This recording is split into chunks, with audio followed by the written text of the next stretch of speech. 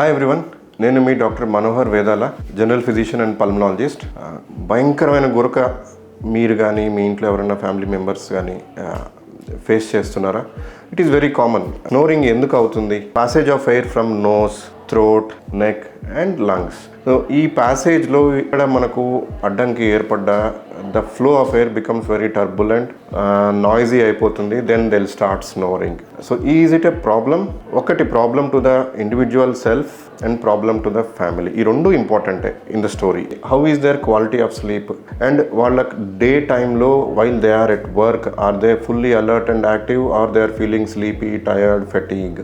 ఈ సిమ్టమ్స్ ఉంటే we have to address that snoring as a serious problem. And partner, family member loud snoring complaint చేయటం కూడా is one important aspect. So how to address this? ఒకటి, వీటిని sleep యాప్నియాస్ అంటాం. అంటే night time మనకు ఊపిరి సరిపోకపోవటము. దీనికి స్లీప్ స్టడీ లాంటివి మీ డాక్టర్ గారిని అడిగి మీరు చేయించుకోవాలి.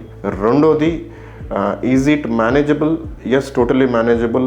Partly reducing weight will help with snoring, but మీ సివియరిటీని బట్టి మేనేజ్మెంట్ మోడాలిటీస్ డిపెండ్ అవుతాయి. ఇది ఒక మల్టీ డిసిప్లినరీ అప్రోచ్. పల్మనాలజిస్ట్ని కలిసి స్లీప్ అనేది ప్రాబ్లమా కాదా అనేది మీరు ఖచ్చితంగా తెలుసుకోవాలి. For healthy lungs and better life, మీ doctor Manohar Vedala at Manikonda, Hyderabad. Thank you.